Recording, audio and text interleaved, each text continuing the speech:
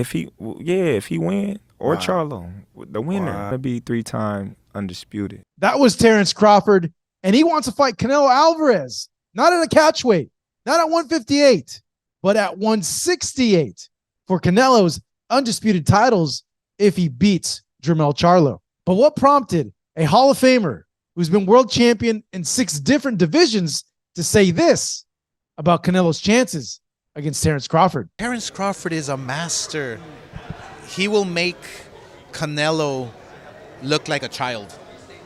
He will make him look like a child. What? What?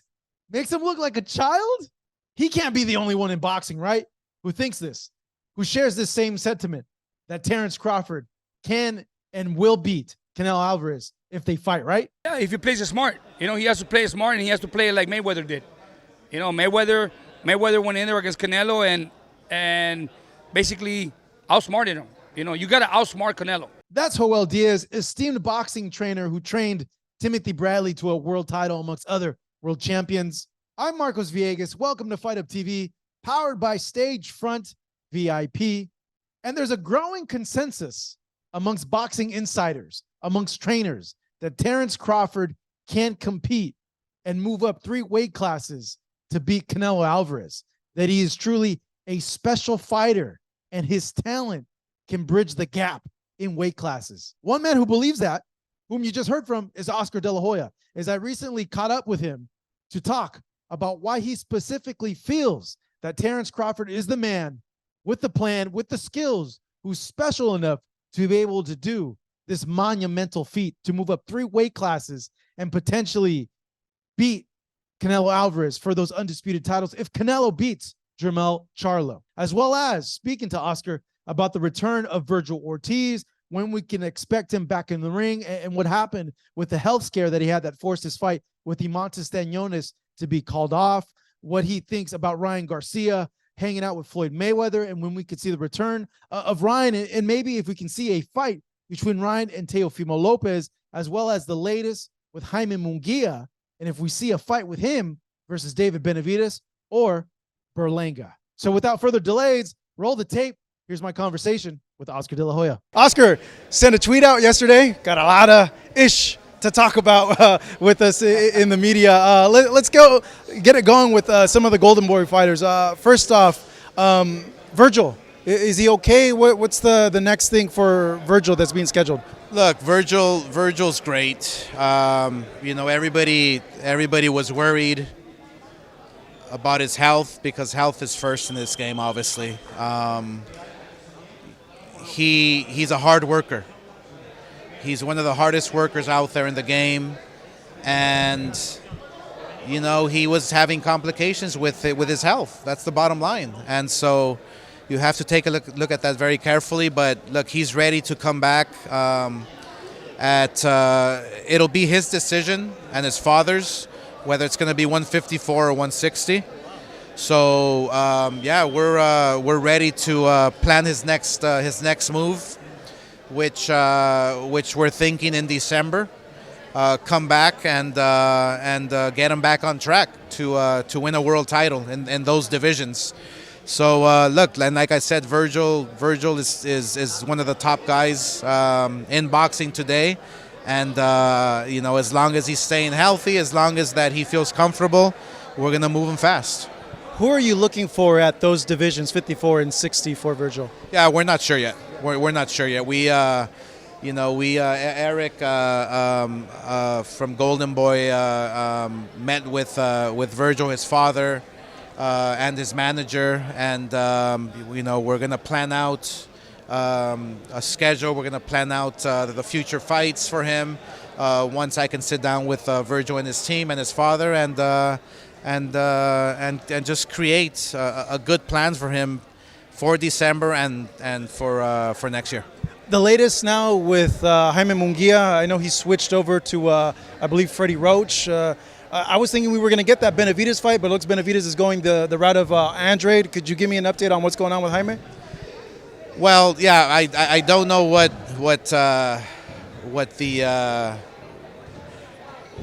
Benavidez. I don't know if it's locked in with Andrade. You know, we were we were pursuing Berlanga, which Berlanga didn't want. Did they say why? I mean, the obvious reasons. Obviously, he's not ready. You know, I'm not sure who turned down the fight on his team. I'm sure Berlanga's a fighter who is open to fighting Munguia, but I'm sure his manager or promoter or whoever turned down that fight. So we're gonna pursue something else. We have a couple of guys that are very interesting, that are big names that people will be surprised when we announce. But we're looking to bring them back, hopefully by the end of November or December. Is it Charlo or Golovkin? Are those two of the names potentially? No, they're not. They're not. Yeah, unfortunately, no. Unfortunately, but I mean, come on. You think Charlo's gonna want to fight Munguia after the big layoff? What is it, 2-year layoff? So yeah, it's Golovkin. I think is retired. So we're figuring it out. I think Munguia. Yeah, Munguia's right there already. He's there to fighting the very best. I mean, we want to put him up against anybody. So we're gonna sit down with his with my partner Fernando Beltran and then just map it out. But watch out for him. Either October, November. And Ryan, what's the latest? I know he's been hanging out with Floyd. Do you know what that's all about? I don't know what that's all about, but it's none of my business. I mean, any fighter can hang out with any fighter. That's just the nature of the beast. It doesn't really matter. I mean, on the contrary, I think that Ryan hanging out with Floyd, he can get a lot of knowledge from Floyd because he's one of the best boxers out there, or was. So, I mean, I know for a fact that Floyd is not giving him any business advice, but I know that Floyd can give him some fight advice. And if Ryan soaks it in and listens to him, it can only help him. So, but Ryan Garcia, we're hoping that we have a date for him in November. We're figuring out the opponent. We feel that Ryan is at 140 can be a force to be reckoned with. We did sign a couple of fighters who are #1 contenders. The belt can possibly be at stake. So we, given the fact that Rolly's is in recess. Yeah, what happened with that? Well, the fact that Rolly's is on recess, and I believe... Did he get hurt? I believe he got injured or something was wrong with him, whether his back or his arm, or I'm not really too sure, but he's a fighter in recess. And so now there's going to be some opportunities there to possibly fight Ryan for a world title. I talked to Bob, and he told me the fight that he wants to make with you guys is Teofimo against Ryan. He said that he had discussed it with you guys prior, but are we leading up to that fight against Ryan and Teo? Well, that's a big major fight, yeah. And I did talk to Bob about Teofimo. There's really nothing else that we talked about. We talked about no date or where it can be or what platform, or obviously we work with the Zone. He's with ESPN. But we know that we can work together. It's happened before in the past. But yeah, that'll be a major fight when the time comes. I think boxing right now is really striving, and boxing right now is just on the verge of breaking through hard. And I'm talking about the days of the four horsemen, Duran and Leonard and Hagler, because fighters are finally fighting each other. And the one fight that I would love to see, if it can happen, is Tyson Fury versus Usyk. Come on, guys. There's enough money in the pot. Don't be greedy. That's the bottom line. Do not be greedy, because these fights are going to pass you up. Quickly on that, was it a low blow or was it a legal blow with Usyk and Dubois? It was a legal blow. It was a legal blow. What people do not understand, his cup was up to here. Your freaking balls are down here.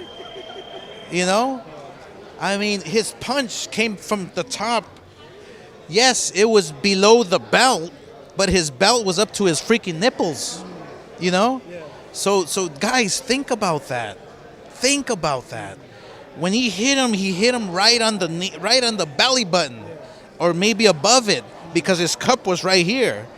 Just think about that. Don't you know, all these people who say, "Oh yeah, it was a low blow." No, it was not a low blow. I mean, it was coming low, but when he connected, he connected right there. That's not low. That's low. You know. Finally, Oscar, Terence Crawford says he wants to fight Canelo. He's changed his tune. He said he's willing to move up 3 weight divisions. To me, that's kind of crazy, but that just shows you, like, man, the dog that's in Terence Crawford. If Canelo is victorious against Charlo, which I want to hear your take on that too, but on this topic, can he beat Canelo? Terence Crawford will beat Canelo anytime. No, yeah. Anytime. Wow. Because, and this is look, I said before, the big talented man will always beat the small talented fighter. But Terence Crawford is not small. Terence Crawford is a big guy. I mean, he can walk around at 168 if he wants to. If this fight is made at 164, Terence Crawford all day. But just with the skill set alone, Terence Crawford is a master. He will make Canelo look like a child. He will make him look like a child. And that's just my boxing experience. Do I want Canelo to win? Yes. You know, I promoted Canelo, and I want the best for him, and then I want the best for any fighter. But from a promoter's view, from an expert view, from a fighter's view, and don't forget it, it's 10 world titles in 6 divisions. From that perspective, Crawford will beat him in a master performance, master class, any given day. The weight differences, though. If it's at full 68, we saw Canelo try to do that with Bivol, and it just, was a different story. What's the difference there then? Why can he overcome the 3 weight divisions? Talent. Talent alone. It's just talent alone.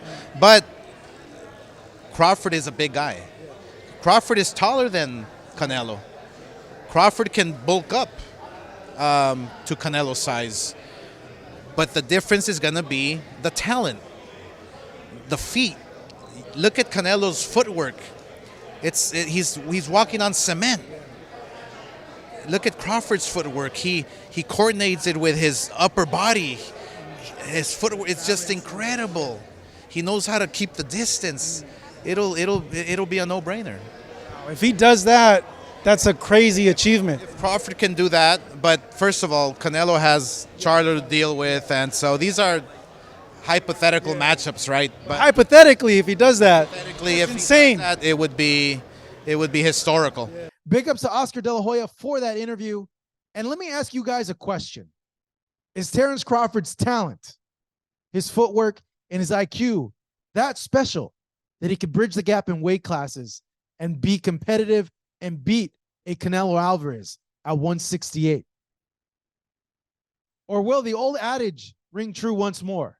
Will a good big man beat a good small man in this fight? Now I leave it to you guys. Sound off in the comments below. Let us know what you think. But one thing is for sure. Terence Crawford, geez, this guy got balls the size of grapefruits, man. I commend him for wanting a challenge like this. All right, you guys, that's the end of this video. Make sure to like and subscribe and stay tuned for more interviews and videos like this.